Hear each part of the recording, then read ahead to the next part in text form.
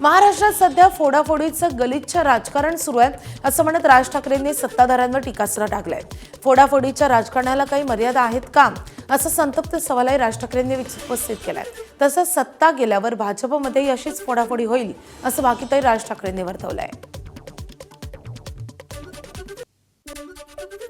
कुठे नेणार आहोत महाराष्ट्र, कुठे नेणार आहोत देश, कुठे नेणार आहोत आपण राजकारण, आणि खूप गलिच्छ जे आता काय महाराष्ट्रात जे काही फोडाफोडीचं सगळं राजकारण सगळं सुरू आहे आता, हे काही उमदं राजकारण नव्हे। लोकसभेच्या निवडणुकांना अजून 3 वर्ष आहेत, मग SIR आत्ताच का असा सवाल मनसे अध्यक्ष राज ठाकरेंनी विचारलाय। या SIRचा फटका भाजपलाही बसणार असल्याचा दावाही राज ठाकरेंनी केलाय। मला कळत नाही खरं तर महाराष्ट्रामध्ये 3 वर्षानंतर निवडणूक आहेत आणि आता हे याद्या सगळ्या करणार।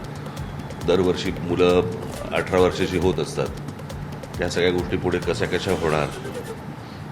अनेक माणसं घरं सोडून जातात, घरं बदलतात, नवीन माणसं येतात। ही प्रोसेस थांबून चालणार नाही, ही 3 वर्ष चालू राहणारी प्रोसेस आहे। पक्ष सोडणारे आमदार खासदारांवर राज ठाकरेंनी यावेळी निशाणा साधलाय। प्रश्न विकत घेणाऱ्यांचा नाहीये तर विकले जाणाऱ्यांचा असल्याचं मत राज ठाकरेंनी व्यक्त केलंय। भाजप आता जे पायंडे पाडेल तेच त्यांच्या समोर येणार असल्याची टीकाही राज ठाकरेंनी केली आहे। भाजप हा उलटा पिरामिड आहे, खालचा पत्ता म्हणजे मोदी, तो कोसळला की भाजप संपणार असल्याचा दावाही राज ठाकरेंनी केला आहे। पत्त्याचा बंगला करायचं ना पूर्वी पत्त्याचा, तसा हा उलटा आहे। त्याच्या खालचा जो पत्ता आहे तो नरेंद्र मोदींचा आहे, तो एकदा सटकला की सगळं कोलॅप्स आहे।